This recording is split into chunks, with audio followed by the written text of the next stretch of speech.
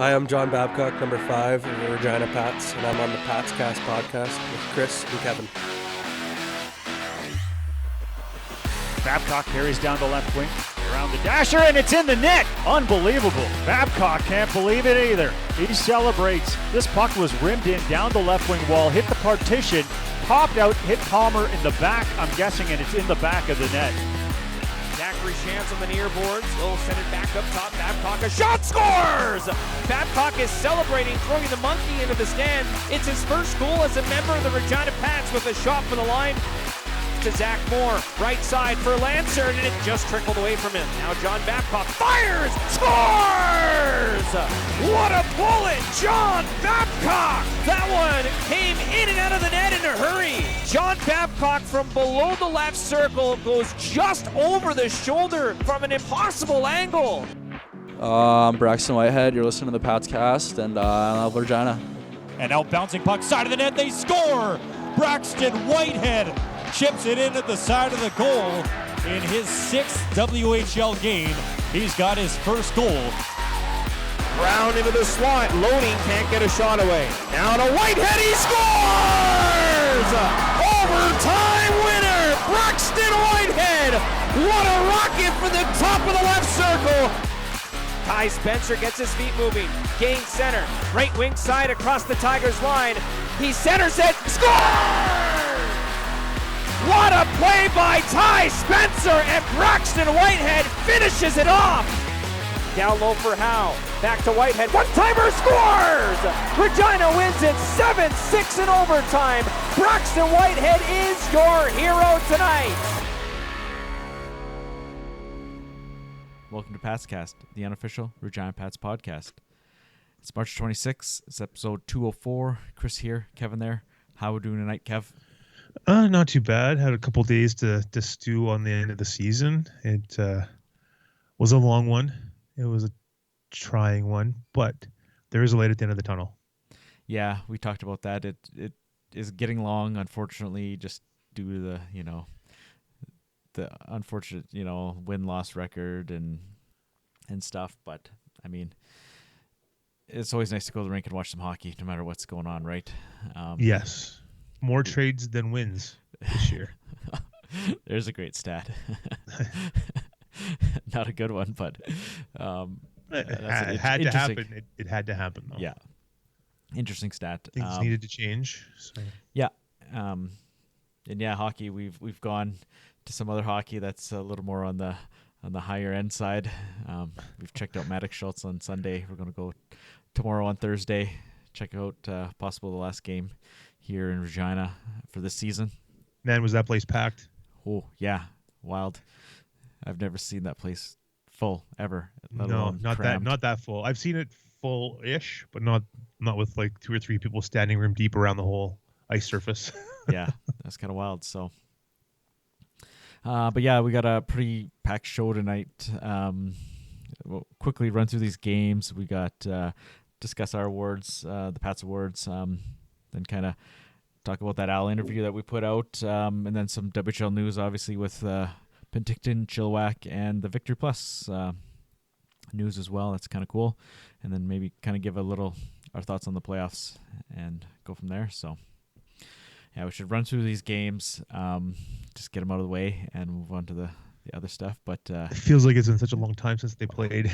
Well, this current game, this win, was over a week ago now. It was Tuesday. So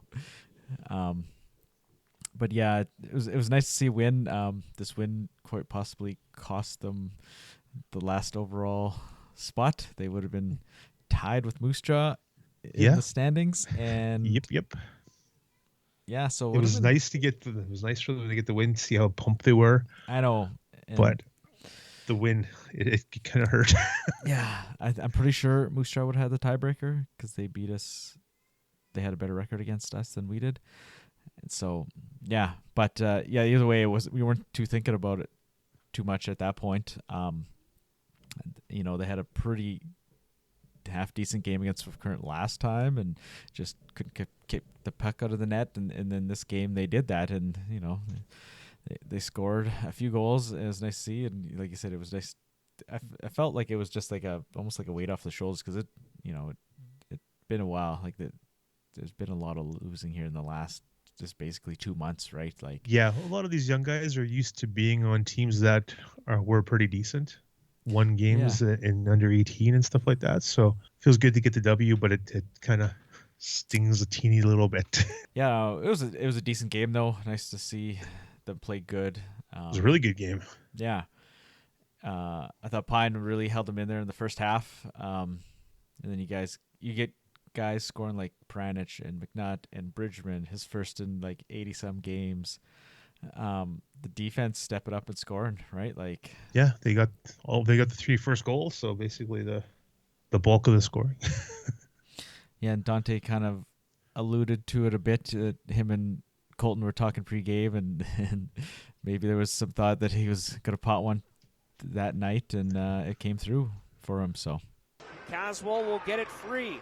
Near the point, held in. Bridgman to the slot. He shoots! Scores! There it is! Colton Bridgman! His first of the season! His first goal since January 14th of last season. He owes me lunch or dinner. What did I say in the first intermission when we interviewed him? You said it was coming, and there it is. I said it was coming tonight. And there it is. But I will be honest, him and I had a conversation pregame. He also said he was scoring tonight. Well, he was right. That was a hell of a shot. Right from the high slot, snaps it home on the blocker side. Nice goal too. yeah, it was a real nice goal, nice pinch, and then he snipes one on Reed Dick. They kind of really put a few behind him the last couple games there. A half decent goalie, right? And a team that's going to the playoffs, obviously. So, but yeah, I mean, hopefully that's it's what we can see more of next year, right? Yeah, for sure. It's no matter what, it's going to be a team effort again, and hopefully the team's growing up enough that they'll be able to get some more offense out of the young guys, and the young guys become old guys, and that kind of jazz, right? Yeah. Like we said, most of this team is returning. You're losing your 20s in Huey, and most likely one player off the roster with the expansion draft coming up. But yeah, there's most of these guys are coming back, and yeah, get into that later. But yeah, it was nice to see a win, obviously. But how excited they were when they got the win, and how excited Bridgman was when he scored that goal. For sure. He looked super pumped. Yeah, it's been it was over a year between goals. Yeah, it's January something. But yeah, I mean, obviously he's not there to score goals, but obviously when you do score, it's nice. It's obviously good for the team, and he plays some solid D, and if he can chip in a few goals next year, it'd be nice, right? So exactly, yeah. Then on to Brandon. This game, with them doing their awards, the way they do it, it kind of dragged this game out. It was took forever. Yeah, they just don't do them right at the start. They do them a bunch at the start, and they do some right before the start of the second period, and a bunch of at the start of the third period. So it really, it kind of drags it out, and it seems like they have a lot of awards too. Yeah, if you're in the rink, it'd probably be better. But watching it on the WHL Live is kind of, doesn't. Yeah. Especially from a road team perspective, it just kept going and going and going. Like, oh, there's another award. Oh, another award. Another one. Oh, another one. But yeah, and especially on a team like the Pats that we're just kind of playing the string out here. We're still tuning in. We're still tuning in, watching them. But yeah, it got tough the last little bit. Yeah, can't complain about the hockey other than a couple games, but it got tough just knowing there was nowhere to go. But up for next year. For sure. And Brandon kind of jumps out to that 3-0 lead early into the second, and it's kind of that was kind of the story. The Pats tried to make a game of it, a goal in the second and then one early in the third, but then again Brandon kind of took it to him in the third period, 5 minute span there, another 3 goals. 3 goals in 5 minutes. That's insurmountable when you don't have the scoring firepower. Mm-hmm. Yeah. Effort McNutt with another goal there late.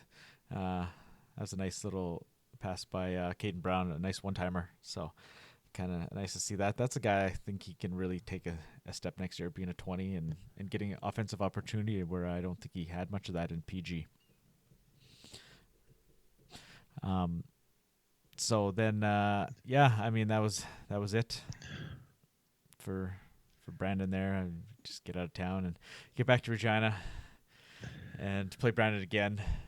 They still had something to play for. They weren't sitting anybody. They wanted they knew they were gonna, if they won here on Saturday, they would leapfrog the loser of Saskatoon, PA. So that's kind of a nice little thing for them.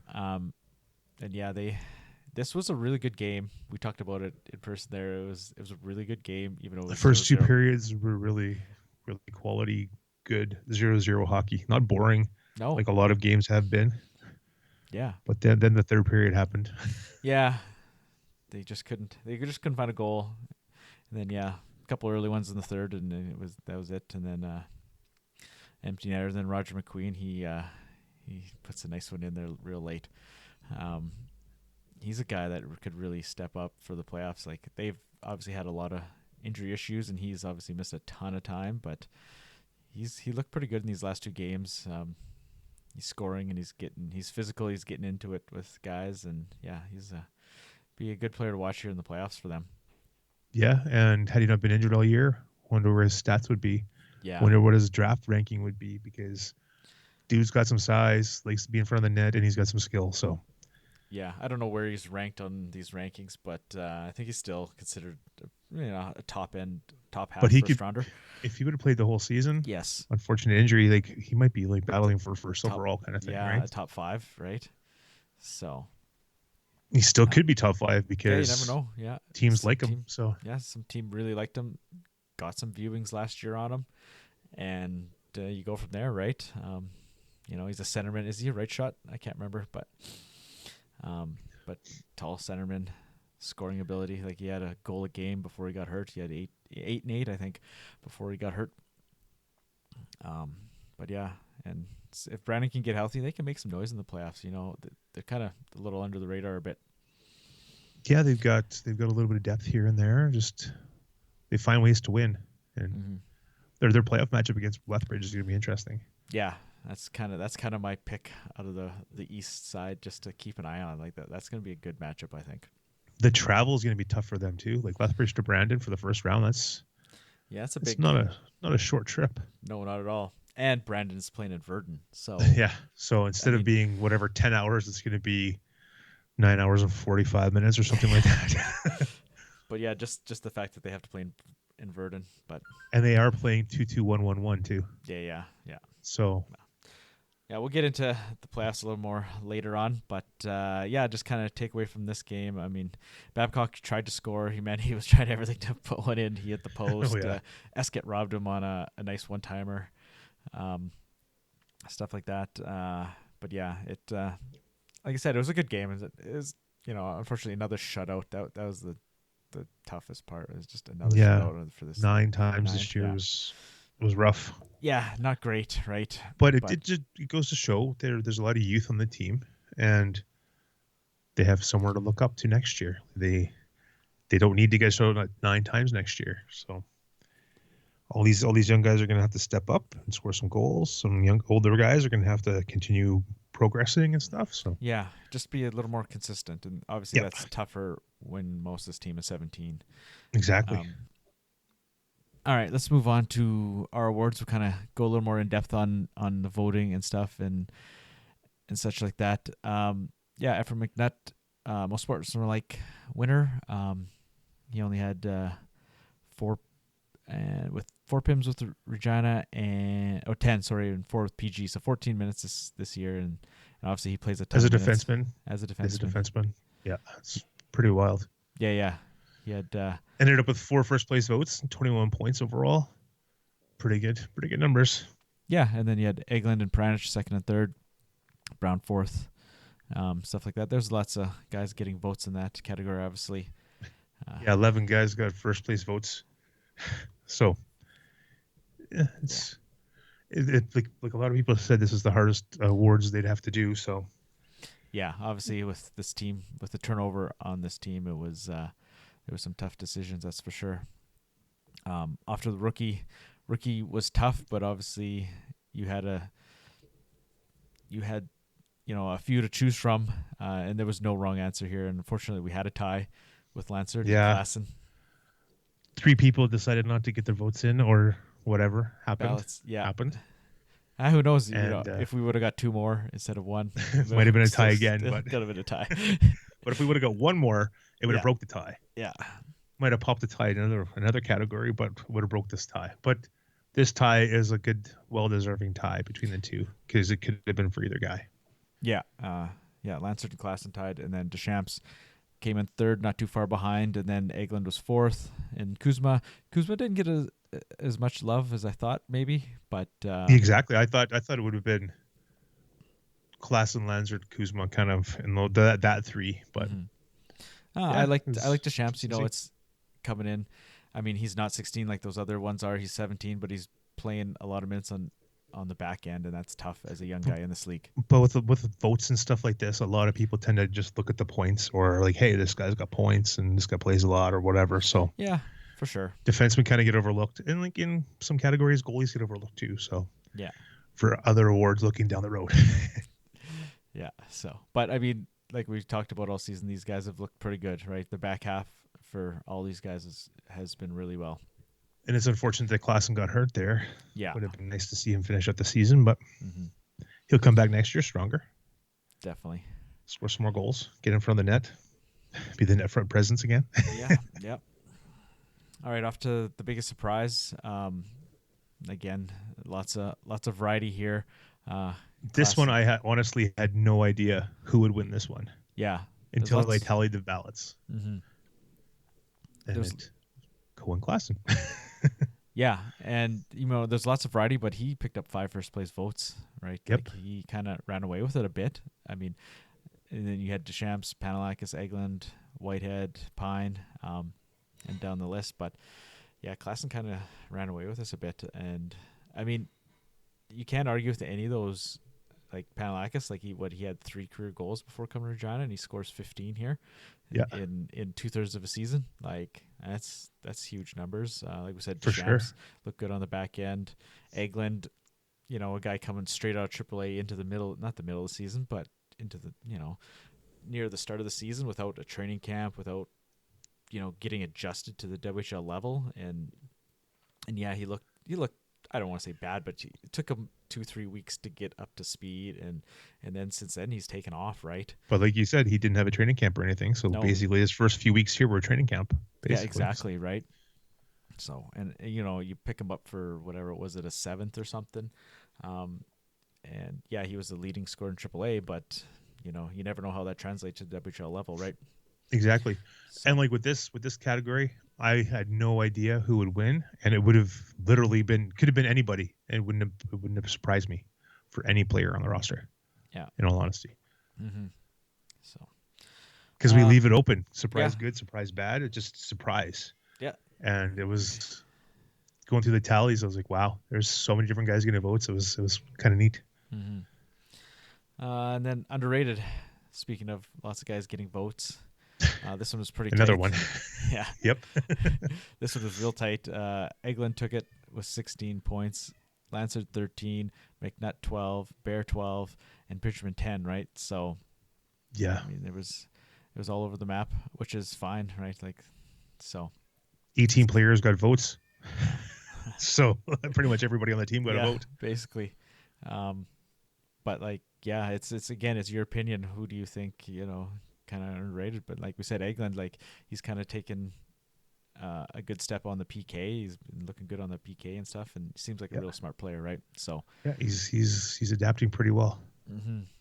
And then Lansard, McNutt, they kind of go about their business pretty quietly. Like I said, McNutt is just doing his thing on the back end there, right? Yep. Not getting a ton of love, but he's well deserved for sure. Then into the most improved, and then it was Kelton Pine, kind of run away with this one. Lots of guys got ballot votes, but Pine kind of had quite a few there. This was probably the hardest one for people to vote for, because improved usually means like someone from the previous year to this year. Yeah. And like how many guys were here from the beginning of the season to the end of the season? Not many. ton, yeah. So, But I mean, Pine, it's- he's looked a lot better this year. That first half, he really held the team in games. I mean, didn't win a ton, but there could have been some longer nights without him stepping up his game this year. that's true. You know, And it's well deserved. Like, nothing else I can really say about that. Yeah. Most improved. His goals against average went down by almost a full goal. I think it was 0.8 or whatever. So like the save percentage really didn't do well, but the goals against was almost a full goal down. So yeah, no, the stats aren't the prettiest again this season, but I mean, it's more of a product of the team, right? exactly, 100%, not on him at all. No. And then D-Man of the Year, John Babcock was the runaway winner there, 12 first place votes. Yeah, he was pretty solid back there all season. Yeah, and McNutt got second with 26 points, and Bridgman with 25 at third. So it was not a close race, but those guys pretty much carried the load for votes. Yeah, those three, only those three got first place votes, right? So Yeah. nobody else. Yeah, and I think that's pretty spot on there. Those were the top three D-men on the team. Yeah. And then forward, Julian Mays, 13 first place votes, kind of ran away with that one. Oh yeah, he did. Not kinda, he did. He was 20 points up on Caden Brown, who had 29 points. Yeah. So yeah. Caden Brown only had 5 first place votes. But I know I kind of like Brown's all around game. I mean, Mays has got some serious skill. Don't mind him at all. I kind of like two different total skill sets between the exactly. two. So yeah, I kind of like Brown's all around game, so that's why I voted him first. But can't argue with Mays at all. No, definitely not. And then most outstanding player, Kelton Pine. Again, this kind of a runaway winner. Like you said, it's tough to vote on some of these guys that haven't been here, for much more than half a season. And like for sure. Just said, his first half was outstanding, Pines. So, and then Babcock was second, Mays was third, Brown was fourth, and but it wasn't that close at all. No, not at all. 29 points. It's a lot of votes difference. 49-20. So, kind of. But that's not too unexpected there. I didn't really see anything else happen in there. Definitely not. And then let's just quickly touch on the Pats awards. Kind of give our thoughts on them. First, got to talk about Ken Stromberg and his 40 years of service to the Pats and the WHL as an off-ice official. That's very impressive. I've known Kenny for a long time. The penalty box boy. I was a youngster when I first met him. It's kind of cool to see him still being there. And I know he's watched me grow up. I don't know if he's listening to this or not, but I miss the penalty box boy sitting up in the upstairs there. No, that's I used awesome. to sit like 5 rows from the penalty box, so Oh yeah, get to see him all the time. yeah, He'd always sneak me game notes and stuff like that. So nice. yeah. So then running through his awards, Player of the Year, Kelton Pine. Yeah, that's Surprise. yeah, exactly. Top defenseman, John Babcock. Surprise. Yeah. The Rick Rippon Unsung Hero Award, Dayton Deschamps. That one, well deserved, but that would have I wouldn't have been surprised. I wouldn't have been surprised if it would have been anybody. Yeah, in all honesty, because for sure. Like, how do you really have an unsung hero on a team like this? You could literally say, well, it could be game to game, could be unsung hero. So yeah, congrats to Dayton, well deserved. Mm-hmm. And then Rookie of the Year was Zach Lansard. He even said in his Sunday postseason interview, he's like, this could have been Clausen's easily and such, and obviously they were tied in ours. So again, well deserved, and like I said, it could have been anybody. For sure. Most sportsmanlike, Ephraim McNutt. Echoing our poll, our votes. Yeah. Then the Community Service Award, Colton Bridgman. So it sounds like he didn't say no to one community appearance. He was there for everything, and he's talked about it before. Obviously, growing up in Regina, the Pats coming out to events that he was at, and so he's now a Pat player, and he wants to reciprocate that to the kids out there. And yeah, that's So that kind of shows what kind of kid he is. For sure. Good kid. Good Yeah. kid. Definitely. And then most popular player was Kelton Pine. I mean, he was around here the whole season. Yeah. So, And what's neat about that is that they didn't have it as a free-for-all vote this year. They had it just Okay. for 4 or 5 players, so they didn't want to have any odd write-ins or whatever for most popular player. So yeah. they kept it the long-term guys, I believe it was. So Yeah, that's kind of that makes the way to do it. sense. Yeah. That makes sense. For this year, anyways, right? Just the way it Exactly. was. Yeah. Then Scholastic Player of the Year was Dayton Deschamps. 94 Deschamps, yes. As we've been informed, like the last day of the season, it's Deschamps. Well, why didn't you tell us, Dayton? We've said it wrong already a dozen times tonight. Exactly. But yeah, once you bring it up, his grade point average of 94.8 at French immersion. So he is like French, and so it's Deschamps, not Deschamps. Yeah. So again, we gotta work on that ourselves. Well, we weren't told until literally the last day of the season. That's why I didn't say anything until that point, because we didn't know until the very end. Yeah. But yeah, 94.8 average. That's pretty good. That's really good. Not pretty good. That's really good. Yeah. And then top scorer award, Julian Mays. Yeah, he had the most points overall. Caden Brown, I think, edged him out as scoring for the Pats. I think he had one more point, right? Something like that, yeah. Yeah. They were close. Yeah, very close.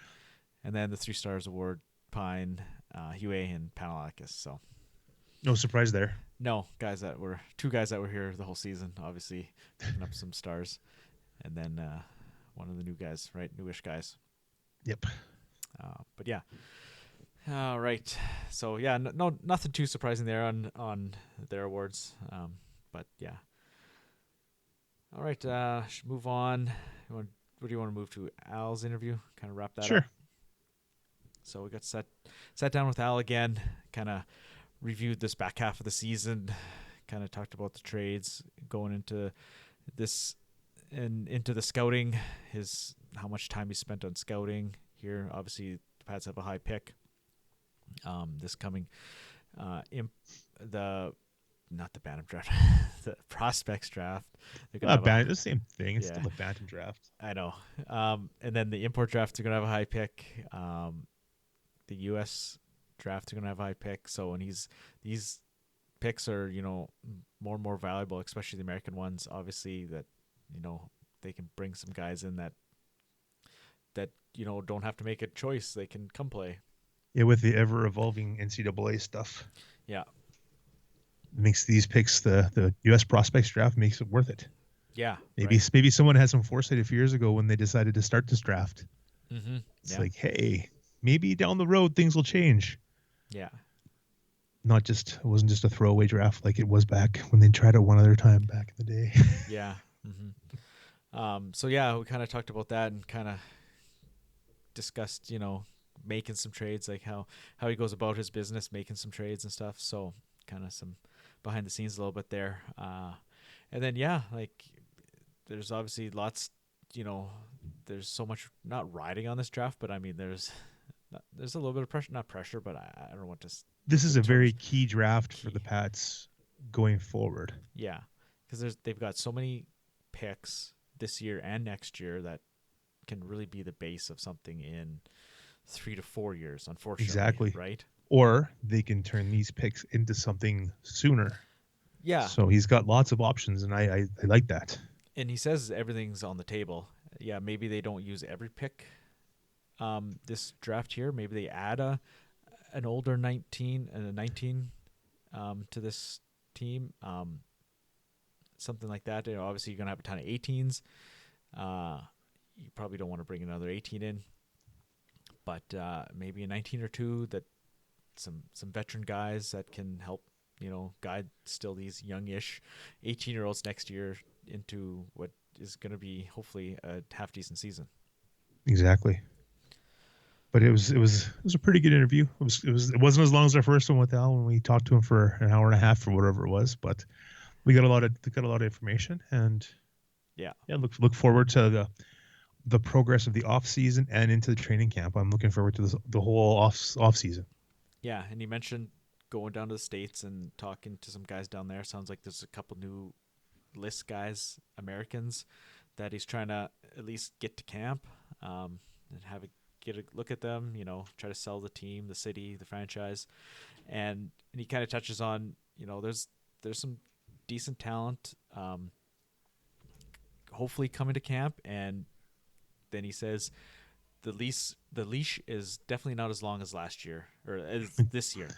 So the last couple of years. Yeah, that's kind of my takeaway from this interview is he's not going to screw around this coming season. And these are pretty much all his guys now. So exactly, right? He brings them in. He takes responsibility for them. If they succeed or if they don't succeed, it's going to be on him. And it sounds like there's going to be some competition, and I'm liking that idea. Yeah, competition only makes you better. So Exactly. Either get better or, unfortunately, you might be moving back out, right? Yeah. So, and for them to be able to bring in some better talent for these camps and stuff these last couple of years, it's nice to see, right? Exactly. Yeah. So then, kind of move on. Let's. We sat down with Braxton Whitehead and John Babcock near the end of the season. Kind of talked to them about their careers. And then with John, obviously he started in Kelowna, moved to Saskatoon, and then finished it off here in Regina. So he had a a pretty decent career, couple different teams, some good experiences all around. He couldn't kind of nail down. We asked him what was his favorite memory or experience or something, and he's like, I just got too many, right? So yeah. So but yeah, he had a nice playoff run with the Blades last year. Yeah. Even though he didn't play every game, but he had a nice playoff run and he was around that whole atmosphere. So he got to be on the top, and like this year, unfortunately, on the bottom. Yeah. But it sounds like I'm glad he stuck it out. He was the veteran, really nice guy, really, really nice guy. Gonna miss having him around next year. I was gonna say, I think he really brought some veteran leadership to this team. Lots of guys talked about him and what he brought to this team. Unfortunately, not being that good on the ice, but it didn't seem to faze him. He was, like you said, he's a super nice guy, and like you said, he's going to be missed. That's for sure. I think for this franchise. Oh yeah, for sure. Like he was like the big bro for the players, I think. Yeah. So that's what it seemed like anyway. It seemed like he was the big bro. Not like Uncle Ephraim, but he was like the big bro. All right, pleased to welcome on John Babcock again. Welcome, John. Yeah, thanks for having me again. Kind of a little sit down here, kind of review your career as a WHL, career as a Pat. 5 years, how fast did it go for you? Yeah, it went by a little too fast. Started off in Kelowna, played my 3.5 years there, played half a season with Saskatoon, obviously went on a good run, and then here for my final year. So the 20s, back when you started, they tell you how fast it goes? Yeah, I think I mentioned this last time I was on the podcast. Like, they always said, like, hey, look, like, enjoy it because the time flies, and you don't really realize it until you're 20. Yeah. So stepping into the hub thing in Kelowna, did you think that was the right choice? Were there some long days there, and what were you thinking when your first WHL experience there? Yeah, I thought it was great. Playing with much better talent, much faster guys, stronger guys. Right? It was good. It was definitely challenging with COVID and doing some home workouts, and didn't really get a chance to work on systems, and practice time was so valuable and whatnot. But got in 9 games there, and yeah, it was a good way to kick off my career. So in your career, who is your toughest player to play against in the league? I was actually talking about this with Brownie today. Obviously, Stankoven was pretty good. Bedard. There's so many, but Bailey Peach really stood out to me. Victoria picked him up, and yeah, he was a force to be reckoned with. Is that the guy that came from the Q? I think so, yeah. Yeah, and he had a crazy season in Victoria. Yeah. So you enjoyed it. Who did you enjoy battling against the most? You played guys over and over again. Who did you enjoy battling? Was there multiple players or? Yeah, I think I love playing the rivals. When I was in Kelowna, I definitely loved playing Kamloops and giving those guys a hard time and doing all that. Last year playing Prince Albert, that was always fun. And then this year, Moose Jaw, last weekend didn't go so well, but it's a good rivalry we have. What's changed the most in your game since you started in the WHL?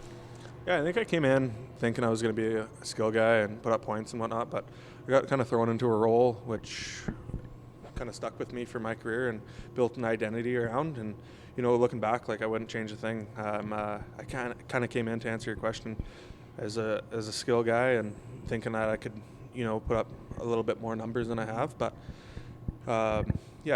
took pride in being a good penalty killer and shut down defenseman. We've seen some skill there in Swift Current. Where did that one come from there, that nice goal there? Yeah, I think I just closed my eyes and just shot her. Yeah. What's the biggest thing you've learned about yourself in the 5 years in the league? Honestly, that's a really good question. I think, the cliche saying of you leave home as a boy and you come, like after your years in the dub, you leave as a man. But I think it's just maturity. It's little things like moving away from home and all that, and doing your own laundry and not having, you have your mom a phone call away, but, it's just a little bit different. When did you start growing the mustache? We weren't really allowed in Kelowna, so the mustache is kind of just a this year thing. Okay. I always did the handlebars in November, but yeah, kind of liking this one right now. A little bit of Yankees rules out there in Kelowna. A little bit, yeah. Short hair, no facial hair. Yeah. Oh. Even they're loosening up this year, so. Yeah. So looking back at it, everything, did the WHL experience live up to your expectations? 1,000%. Yeah, I'd recommend this league to anyone, and for myself, I loved it. I had, got to meet such great people, my billets, my teammates, coaches, and yeah.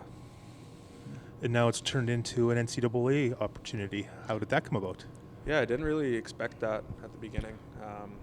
Kind of coming into this year, had a couple options. Maybe I was thinking go play pro, maybe in Europe somewhere, or just go out east to play hockey in the CIS. But after seeing Whitey go through the process and whatnot, I felt like it'd be dumb for me not to pursue my education and get kind of the best of both worlds. So what made Robert Morris the choice for you? Yeah, I think I take a lot of pride in my education, and they're a private school down there. Pittsburgh's a great city, but most of all, I built a really good connection with the coaches and stuff down there, and I know a couple guys over there already, so it'll be nice. What do you hear how the hockey's like there? Yeah, they're in a little bit of a rebuild. Program shut down, I think, 2 years ago, so they're a pretty young team. They just played playoffs, lost in overtime. I think we have a bright future. It's kind of similar to here. What's that? Kind of similar to here, where it's a rebuild. Yeah. So what was your favorite road barn or city to play in the dub here? Ooh. Or home barn. Home barn. I'd say home barn. I have to go with Saskatoon. Yeah, I think the fans there, we just got more attendance. No disrespect to Kelowna or here, but it was a good run, a little bit more electric, right? It was a good run. It was our year. Favorite away barn, I always loved playing in Everett, and then this year going back to Kelowna was a hoot. Yeah. Who's been your favorite teammate in your WHL career? No slight to anybody, but who was your favorite? Who did you like hanging out with the most? I have a lot of good buddies I keep in touch with, but a little biased answer here. I'd say Turner McMillan and Zach Moore, just two billet brothers. You spend the most amount of time with them, so you build a pretty deep bond. That's a good answer. So your favorite memory in the WHL? One or two things there you can nail down? It's pretty funny. I asked this to, every time someone hits a milestone, 100 games, 150 games, 200 games, I always say, hey, what's your favorite memory? But there's so many for me to choose from. I don't think I could just narrow one down right now. What does it mean for you to be Regina Pat? Yeah, I think there's a lot to it. We're the oldest franchise in junior hockey history, so putting on that logo every day is an honor. Even though times are tough right now, you kind of got to look at the big picture. For me, being a Regina Pat means a lot. Our final question, what do you have to say to the Pats fans after this season here? Yeah, I just want to say thank you for all the support. You guys made it fun to play here. Yeah. Great. All right. Well, thank you very much for your time, and good luck in the future. Awesome. I really appreciate it. Thanks, Sean. Thanks, guys. All right, and that leads us into Braxton Whitehead, a 5-year Pat, a top games played guy, over 250 games. Like I said before, if it wasn't for a couple injuries and the whole COVID season, he would have been right up there. Oh yeah, for sure. But yeah, but it's gonna be weird not having him around next year. I know he's been such a part of this team, and all of a sudden now it's no more 52. yeah, for sure. An odd number kind of stands out on the ice. Unfortunately, maybe he had some ups and downs with his time here. This last season, unfortunately, didn't go the way he wanted. I don't think. It didn't go the way most of the players wanted, man. That too, yeah. We were pretty high on him this year. Like, he had such a good year last year, and whatever happened. It's unfortunate, but he's moving on. He stuck it out. Now he's moving on to University. Arizona State University. So it's just like John. Good. Yeah. But yeah, like I said, it's gonna be missed. Another guy that's been around a while and really always a friendly guy to talk to whenever we asked to talk to him and stuff. So. All right, pleased to welcome on Braxton Whitehead, our first 3-time guest and final appearance on Pat's Cast. Welcome, Braxton. Hey, thanks for having me on. So Braxton, 5 years as a Pat. How fast has it gone? Extremely fast. Maybe at the start it goes a little bit slow just because it feels like, when you're younger, things tend to go slower. And then the past 3 years have just really flown by. And, it's been nothing but positive, memories and all that. And I'm proud to say that I played in Regina. So maybe back, you said maybe some long days in the hub there. Maybe there were some long days. What were you maybe questioning your decision because it was such a weird situation? No, not necessarily. Just long days in the hub being, you're locked up in the dorms at the U of R, and then not much freedom, I guess, because of the whole COVID-19 thing. But and then, the next year it was kind of like figuring out like what type of player I want to be, and then obviously the year after that was, our big playoff run and our, playoff battle against Saskatoon, which was pretty cool to be a part of. And then last year it was trying to make a name for myself, and then this year it was kind of, I guess you could say, trying to bring everybody together. So you hit the 250 game mark, top 25 all time.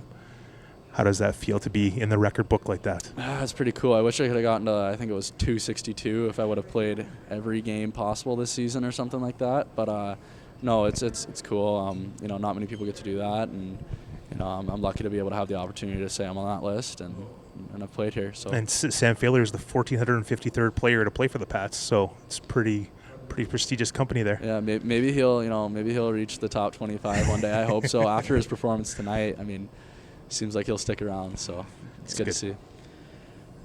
Unfortunately, another injury to end your career here. You've had a few along the way, but that's hockey, right? But how have you battled through a few of these injuries here? Yeah, no. 2 years ago, I think I came in with a burst appendix, and then last year was the whole, breaking my face issue, and then now I got a little arm issue going on here. It really sucks because, Dante and I were just talking about how I stayed healthy this year, and then now I'm not so healthy. So the broadcaster jinx, eh? Maybe jinxed myself there, but I guess I'm kind of glad in a sense that maybe this happened with 5 games left rather than 30, because I could have missed a whole lot more if it was in the middle of the season than at the end, but it still really sucks. For sure. Did the WHL experience live up to your expectations? Above and beyond, to be honest. I guess my expectations were kind of clueless, you could say, coming in. I didn't know too much about it, so but this league definitely showed me the best talent that you can play for this age, and obviously some things would change the NCAA rule, and it's kind of pivoted directions, I guess you could say, from what I thought I could do when I originally signed up to come. But it's been amazing. Yeah, it was a big decision back then, and obviously now it's going to work out. You're going to be able to play both. How cool is that? Yeah, no, it's pretty special, I gotta say. During your time here, who's maybe one of the toughest players you played against in the league here? I was actually talking about this question yesterday. And sure, I played against some really good players, Zach Benson, Matt Savoy, Connor Geeky, Chris Dahl, all those guys are really good. But overall, I think it's probably Ridley Gregg. Yeah. He was the toughest, meanest, best face-off guy, best D-zone, and an awesome offensive skill. So, I don't think I want to draw against him, if I'm going to be honest. But, he was really good. So he was your favorite to battle against? No. No? I would not like to battle against him. But Who was your favorite to battle against? Favorite to battle against? Or favorites? Who did you like facing? That were fun or physical or? I mean, usually the teams that are fun are the ones that maybe aren't as strong. But I don't know. I've made some buddies, I guess you could say, on the ice, and I only know them from on the ice. Like, I like taking face-offs against Oring on PA, and yeah, Mateo Michaels. I like playing him. I think we always laugh at each other because he's an expat. But I'd say those two guys on the ice. I kind of like going up against. It's fun. What's the biggest thing you've learned in your career here? I would say like you can't think about the past too much. If something doesn't go your way, you just kind of got to drop it and just think forward and think positive, because if you sulk in something that you can't change in the past, then you're wasting a lot of time and brain energy. So, what's your favorite PG chirp that you've received while playing in the Western Hockey League? Ooh, somebody told me they'd break my face again. Oh, so that's almost a little past PG. Yeah, it was a little past PG, but I don't even know who it was either, because it was like in a big scrum, and I think we were playing Brandon, so interesting. But I was like, that one kind of caught me off guard a bit. So, what's changed the most in your game since you entered the league? Ooh, I would say just defensive. Becoming more of like a defensive forward. I would say, like, back in Bantam, I felt like I was an offensive powerhouse, just like probably every forward did coming into this league. And then there's a big side of the game that's played in the defensive zone. So I'd say kind of my defensive structure and all that. Come the fall, you're heading to Arizona State. What are you going to take for schooling there? What is your major going to be? Right now I'm signed up for Earth and Environmental Sciences, but if they let me take aviation at the Polytechnic campus, then I'll try to do that. But I could see how that could be kind of a scheduling issue, being on the hockey team as well. So you looked into that. You're still kind of wanting to go down that path of aviation. So how cool has it been to meet Ephraim and kind of pick his brain about stuff that he knows? Yeah, absolutely. We kind of nerd out about it. I mean, he's planes, trains, and automobile type of guy, so he knows a lot about it, and my dad's a pilot as well, so it kind of helps with I kind of know a bit about it because of that, so we tend to talk about it a little bit, not overly, but it's cool to have somebody on the team with similar interests. Yeah, it's not a common interest these days, right? So right. It's pretty neat. There's not too many 19, 20-year-old guys that want to be a pilot. Not too many at all. No. So that's why I'm trying to jump into that profession maybe. That's very cool. So when you head to Arizona State, does the WHL scholarship come into play, or is that still not sure? I'm not too sure about that. I mean, I could see how that could help out quite a bit, because the WHL scholarship is, an amazing thing and part of the reason why I wanted to play in this league. So I don't really know how that's all going to work, to be honest. It's still evolving. It is still evolving. Do you have any scholarship offer from them yet, or anything like that? I do. Yes, do? Okay. They are. I'm very fortunate. They're taking care of me there pretty well. Okay. So awesome. Yeah, it'll be awesome. Okay, so in your time in the Dub, what's your favorite road barn? Oh, favorite? Definitely not PA. I'm just gonna go out and say that. I like Vic a lot. Victoria's pretty cool. Got to play there twice. Spokane was pretty cool. Had like 12,000 people in the rink when we played there. Loud, boisterous crowds. Yeah, they have some crazy fans there. I scored in front of my family when we played in Wenatchee. They came to watch that game, so nice. That's a pretty good memory that I have. Portland's really unique. I don't know. Every rink has something cool to offer. I know that PA is not my favorite. So. What about the favorite city, road city? Ooh, Seattle. Seattle's so big that it's like you got everything. You can do anything you want there. So do you guys stay in Seattle, or do you stay more in the Everett? We stay more in Kent, but we had a day off last year, so they let us kind of take advantage of that, and I Ubered downtown and got to see them throw some fish at Pike's Place, so that was pretty cool. Favorite teammate? Wow. Tough For question. any reason. Gosh, that's a really tough one. We'll make it plural. Good answer. Obviously, Good answer. Ty Spencer. Me and him were extremely close, and we still are extremely close to this day. John Babcock this year, amazing buddy. Zach Moore, amazing buddy. Mateo Michaels and I were extremely close. Missed that guy a lot. Tanner Howe was an awesome guy to have around as well. Anthony, honestly, I can name 100 different guys on this list. I don't like to have best friends. I like to have a bunch of friends. So, Good answer. You said scoring in front of your family in Wenatchee. Do you have another favorite memory of your time here? Favorite memory? Yeah. No, a pretty cool one was I assisted Connor's toe drag through the legs goal in Calgary. That was your claim to fame. Yeah, that's my claim to fame. I kind of ruined his celly. Sorry about that if he's listening. What else? And then I scored twice in the sold-out Calgary game that we had, which was a pretty big deal. And it was a pretty cool experience. So I'd say those two memories are pretty cool. Cool. What does it mean to you to be a Regina Pat? Being a Regina Pat, I mean, it's a lot more than just being a hockey player. You look at it and the connections that a lot of the Regina Pats have now. It's whether you're working, my Bill mom tells me all the time, there's Regina Pats working at the penitentiary here, and there's Regina Pats playing in the NHL. There's Regina Pats that are RCMP. There's Regina Pats that are military. I've met a whole bunch, and I look up to each and every one of them. But I hope that somebody in 10 to 20 years is thinking about me that way, and that's what it means to be a Regina Pat. Last question. What's kind of your final message to Pats fans here after your 5-year career here?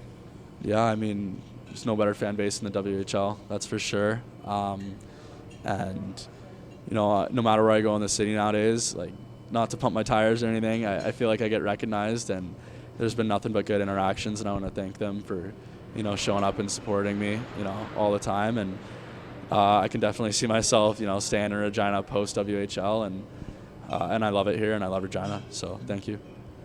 All right. Well, thank you very much for your time, and good luck in the future. Thank you. Thanks, Braxton. All right. Yeah, that was a good interview with him there, and we're gonna play his kind of farewell speech, or for the season. Thank you, farewell speech, whatever you want to call it. Yeah, and I mean it was quite the speech. And Dante kind of talked to him about it on the Sunday final media availability, and he's like, yeah, I got a few people to help me out, a little chat GTP as well. But I mean it was a really good speech. So yeah, if you missed it, if you weren't at the game or weren't watching it, we're gonna play it here for you because it was quite good. Thank you, Dante. It pains me that I cannot take the ice tonight with my teammates one final time in front of the town I've grown to love. But it fills me with pride to give this farewell address, and I would like to thank our staff for giving me this opportunity to speak. When I first put on a Pats jersey, the date was March 14th, 2021. We were here, at the Brandt Center, playing in the bubble. Only a handful of people were permitted in the stands, given the restrictions of the pandemic. It was surreal, competing in that first game as a rookie, but something was missing from the picture. What was missing was you all, the fans. Sorry.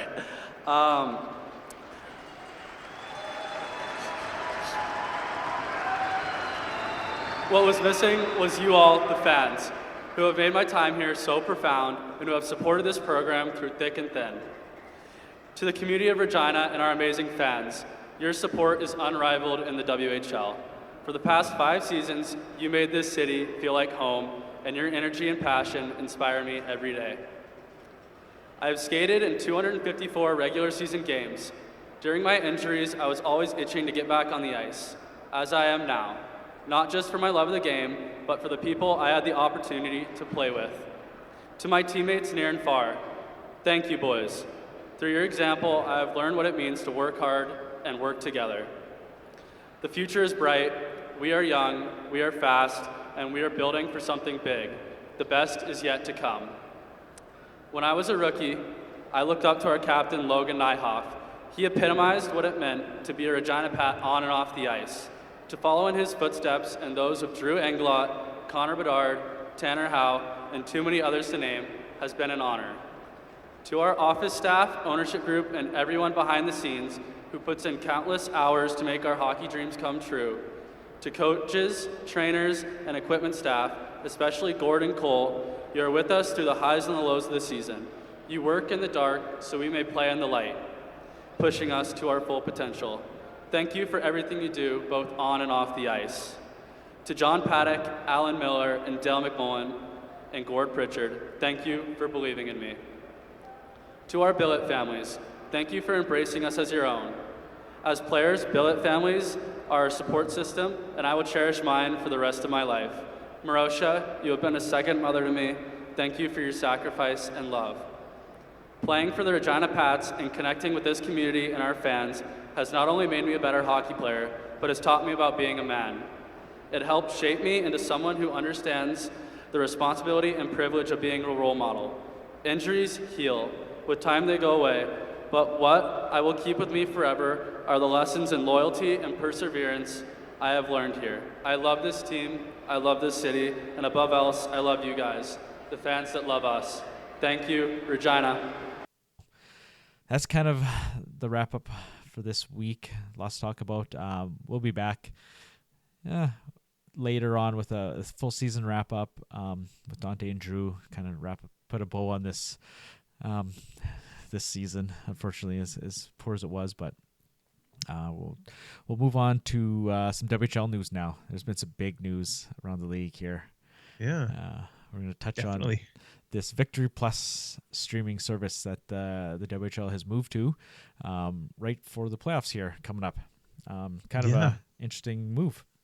Yeah, it was kind of surprising. I remember hearing them talking about maybe wanting to move on from the CHL Live or whatever a couple years ago, but it just kept on staying the same, and then all of a sudden, WHL and Victory Plus.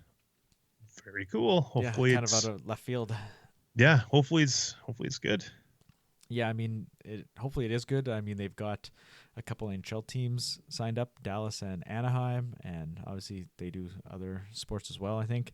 But one of the main guys running this is from Lethbridge, so he's obviously in tune with hockey and such like that. And it sounds like Dan Neer, the commissioner, reached out to them to kind of to put this into place or to get this rolling. Obviously, he made one point that the free Wednesday night, the dub, was a big hit, free on the app and YouTube. So they kind of, we don't have any TV coverage here like the OHL. Like there's a TV broadcast for every game in the OHL. Like every team has TV. So there's none out here. So streaming is the only option. And it was, and the thing is, it was paid, and now it's free. That may be an issue, though, right? Yeah, because next season it's going to be free. And how is that going to affect ticket bases in some places? So it's going to be interesting. It's going to be interesting to see. Yeah. So, but he's like, we gotta not get with the times, but we gotta keep up and keep things rolling. He actually shouted out the Pats for those little behind the scenes videos they've been putting out. You know, he's like, teams got to do more to help sell this product, right? And yeah, like I said, there's no TV, so this is the only way to be able to watch it if you're not going to the rink. And yeah, maybe it's an issue with ticket sales. We'll see what happens, but the WHL seems to want to go this way, and that's kind of his first big stamp on the. They got to official. try something. They got to try something, right? So hopefully, obviously, the quality is going to be probably still the same because that's all dependent on the rinks, cameras and lighting and all that stuff. But hopefully, the service overall doesn't kind of. Some are better than others, as we know. Yeah. But hopefully the service as a whole doesn't dip. Hopefully the replays are still good. Hopefully you can get home and away audio on the replays, et cetera, et cetera. So that would be bad if it went back just to one. Oh, I know. Trying to sync up the radio to the feed or the online streaming to the feed. 45 seconds, a minute apart. It's pretty hard sometimes. Yeah. And no offense to all the announcers. It's just that I'd rather listen to my announcer if I can. Yeah, for sure. But yeah, like it was nice now that they switched to be able to have the away audio on the replays, because I used to like record the away games just on my laptop, and then I'd to be able to put the clips into the show and stuff. So that was difficult because it was tough to find. Oh yeah. now I could just go on the game sheet and find the goals and Exactly. or write down some big hit or a big save. I'll write that down if I'm watching it, right? So Yeah, for sure. but yeah. So hopefully that pans out. And yeah, like I said, it's free. That's interesting. Nowadays, nothing's going from paid to free. It seems Exactly. Everything's Everything's going the opposite way. Exactly. And then obviously on to the next big news, kind of the huge news that wasn't all that well kept secret that kind of kept hanging around, and obviously, big news like that, it kind of leaks out and stuff. But Penticton's officially into the league next season. That's quick. Yeah. Very, very quick. So it sounds I'm like impressed. they've been working hard all season. I mean, obviously the announcement wasn't official until this week, but the team is already on it, right? But that's kind of crazy. They're playing a proper season. All the stuff that they got to do with running their franchise that way, and then you're preparing to move to another league, and so you probably got scouts already hired, out there scouting, for the draft, scouting for the expansion draft, stuff like that. Like that's wild. But it's such a short time to get in there. At least they're an established team, though, right? You got the framework for a team. All your off ice stuff like that. Obviously, they got to add to get to the WHL level. Like I said, the scouting and stuff, that because you don't do nearly as much scouting in Junior A. It's more recruiting than scouting. More recruiting, right? So. And there isn't as many trades and stuff in season. But this owner seems pretty gung ho. Like he seems to be like, he reached out to Bruce Hamilton first, and he said, "Hey, any chance we're getting in the league?" And Bruce says, "Not this season." He says, "Oh, shucks. Okay, well, let's go talk to the commissioner." And the commissioner responds by saying, "We're not really looking to expand right now." And he's like, "Oh, geez." So they went back and put together a plan and a pitch to the league, and obviously it worked, because all of a sudden they're in for this coming season where you thought maybe that wasn't going to happen. It's so fast coming into, like they usually expansion teams have like a full season to prepare and get all that stuff together. But like you said, they got the hockey infrastructure kind of there, but still to build a player base from scratch, basically, because there's only a handful of guys that potentially could join from the V's team. Yeah, there isn't very many at all that like are 5 eligible. or 6 or whatever. Yeah, exactly. Because a lot of guys are other WHL teams, other leagues, and stuff like that. So yeah, a lot of Eastern guys too, so that obviously aren't available to WHL. But yeah, because they recruit from all over. They've got, I think they got 3 imports as well. Yeah, they had three imports. So, but yeah, like I said, it's quick, but very quick. That's a model franchise. That's probably one of the best junior franchises in the country. Their success is almost unparalleled. They've been very, very good team. So, I mean, it's a different league now. Like I said, WHL, it's a draft league, and you still have to recruit, but it's a different animal, and it's a little more parity, right? So yeah, for sure. Guys aren't just gonna come to Penticton because it's the nicest place. Well, you got to go there if you're drafted there, no matter what, and you got to try to recruit against NHL. But that might be a key thing to have Penticton there for people that want to go to Penticton, not to for sure. Brandon or PA or Moose Jaw or Regina. Yeah, they're still gonna have advantage recruiting exactly players that aren't drafted, some Americans, the imports, stuff like that. They've exactly got a pipeline there already. So yeah, it's going to be definitely, I think they're going to be a good franchise, I believe, in this league. I kind of want to meet the owner. He seems like a pretty neat guy. Yeah. Yeah, that press conference was good. He seems gung ho. He seems like a pretty cool guy. So yeah. And I didn't know what a V was until literally the day before. I looked up what a V was. Yeah, like you heard the name, you peach. hear the name. Yeah. They're the Penticton Peaches. Yeah. That's cool. Mm-hmm. Yeah, you see the name, and he didn't really give too much thought of it. It's just like, okay, it's an interesting name, right? But yeah, that's cool. They're named after peaches. The 3V variants of peaches out that way. Yeah. It was very neat. I had no idea. So, and then obviously they announced Chilliwack. They're gonna take bids for an expansion team in Chilliwack. So that's interesting there. That that they're jumping in with two teams, not just one with Penticton, but two right away, like right off the hop here. Nobody really asked Dan like why two right away here, why a second team with Penticton, but I mean the Penticton ad was obviously due to the NCAA rule change. There's more players available to them now that that aren't going to go play Junior A. So, and then Chilliwack is like logistically a great spot for the WHL.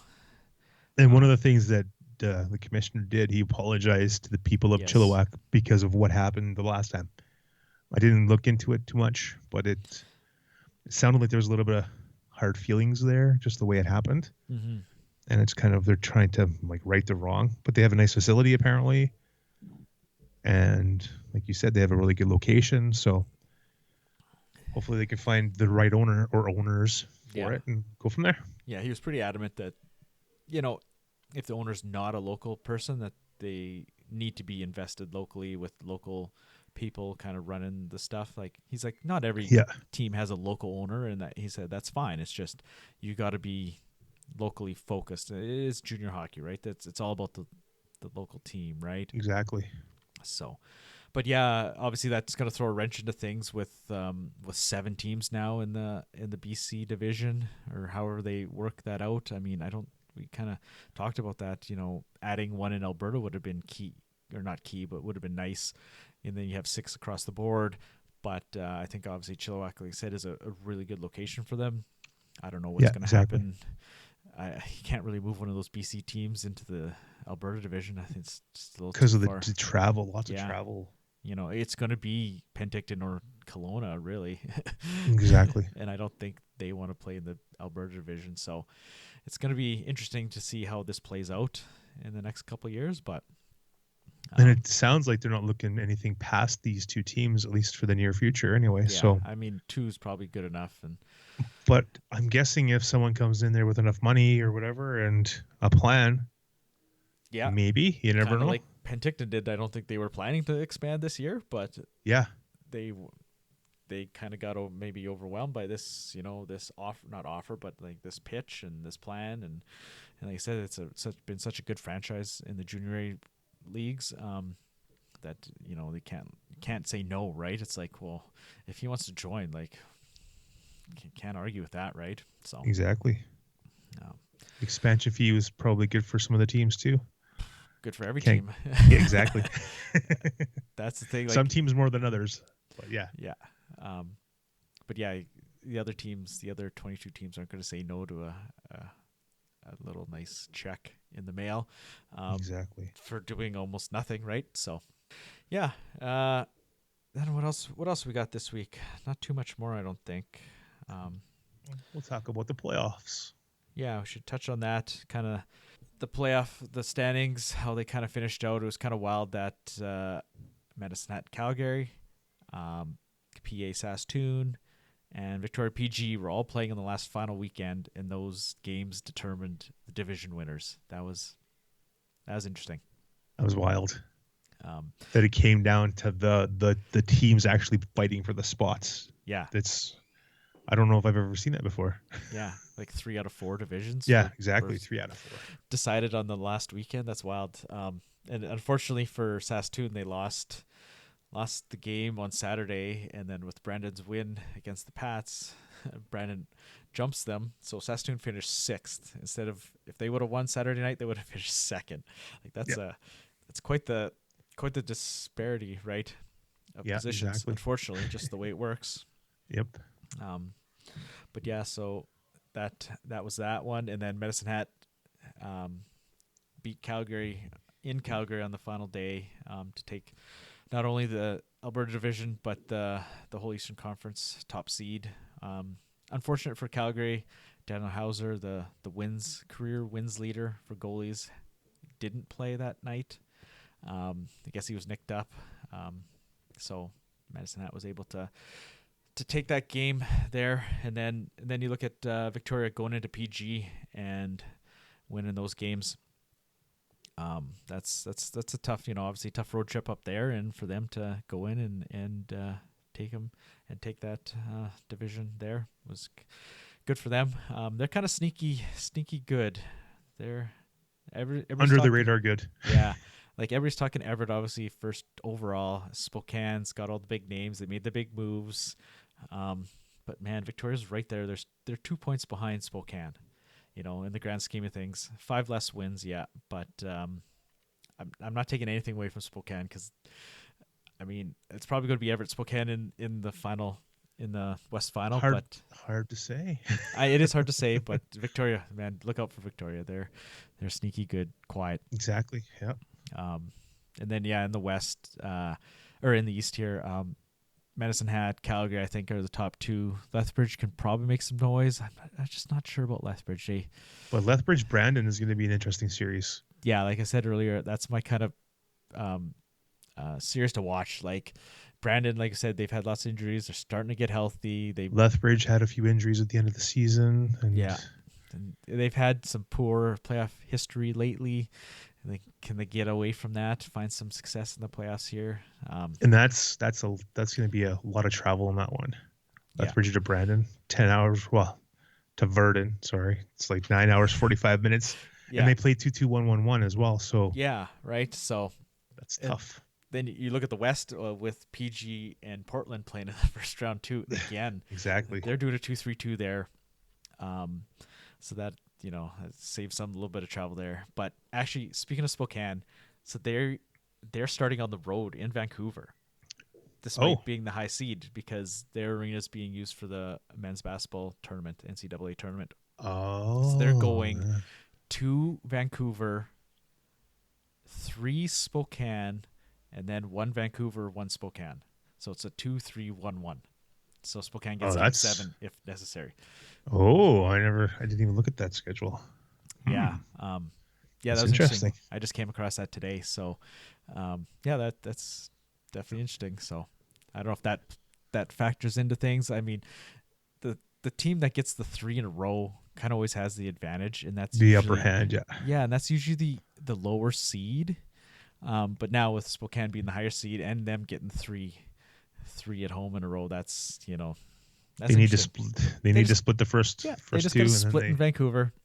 Yeah, and then you come home for 3, right? So yeah. But yeah, that was kind of something that I just came across today. I found interesting. But yeah, a lot of the series I think are going to be decent. Like PA Edmonton should be a pretty good series. Calgary Saskatoon. I think Calgary is a little bit stronger, but Saskatoon, they're resilient. They're young and they're resilient. Lethbridge, Brandon, like I said, they're very similar style teams. Everett, Seattle. I don't know how Seattle will match up against Everett, but they've been Seattle. You never know. Seattle's could be in for an upset. Like they got Ratzlaff in net. They didn't fold the tents. They got Sherman and the deadline and stuff. So yeah, they're kind of not terrible. No, they did. There was Wenatchee, Kamloops, Seattle were all kind of vying for that last playoff spot, and Seattle they ran away with it. Yeah, they finished 10 points up on Wenatchee and 12 up on Kamloops. So 6-3-1 in their last 10, right? So but Victoria, it is Everett. Tri-City.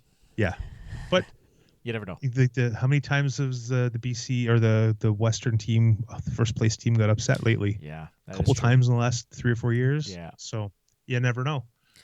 Victoria's facing Tri-City. Tri-City had like a 15-game winning streak during the season. They kind of came back down to earth at the end, but they get hot. Could be a really good series. The whole question mark with the Vancouver Spokane, with Spokane starting on the road. Mm-hmm. Spokane made all those trades. They got the firepower, but Vancouver, they're pretty resilient. And PG Portland. That's a toss-up right there, I think. Those guys, that's 2 pretty strong teams. So yeah, there's going to be some pretty good teams, I think, going to be in for upsets. Just looking at the standings here, Tri-City's power play is only 17%. Like that's not the greatest there. But like I said, they had that 15-game winning streak or whatever it was, and unfortunately they've kind of couldn't fell back to earth for a little while. But yeah, they couldn't. Not you're going to keep that up, but they've kind of really fallen because they ended up technically under 500, 32, 29, 6-1, right? So half their wins were on that win streak. But yeah, it always is, right? There's going to be some sweeps. I don't know which one is going to sweep, and some of them are going to 7 that you may not expect, right? Well, the only one that I think might be a little bit out of hand is Medicine Hat Swift Current. Yeah, I mean, Medicine Hat. I know they're going through injury problems, but I think Medicine Hat's just too strong. Yeah, for sure. And I mean, they play some run and gun, so there's some potential for Swift Current to maybe stay in some games. If it's a sweep, I wouldn't be surprised. Yeah. If it goes maybe 6, I don't know if I'd be too surprised either. But I don't know. I'd lean towards a sweep over say a 6 game. With pretty much any series, I could see them being short or long. Like it's one of those things. Yeah. Like they're so evenly matched, a lot of these teams, but evenly matched doesn't necessarily mean wins. A good series, yeah. Yeah. But yeah, we'll see what happens, and I it's always fun. The playoffs are always fun, right? So. It's too bad the Pats weren't there. Yeah, definitely. All right, I think that's enough for this week, hey, Kevin. We rambled too long. Yeah, way too long. Lots to talk about, but yeah, I don't know how much people actually listen to us, but thanks for listening. Definitely.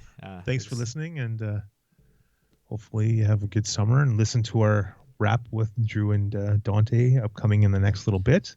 And we have another interview with alumni / Pat's goalie coach coming out during the summer sometime. So yeah, so we got some more stuff coming out, and yeah, like I said, thanks for listening. Hope you listened this long. If you did, great. Yeah, we'll be back here probably shortly, within a couple weeks here, to do our wrap up here once Dante gets back from his vacation. Needs a little R&R. Yeah. And so have a good night, folks. Take her easy.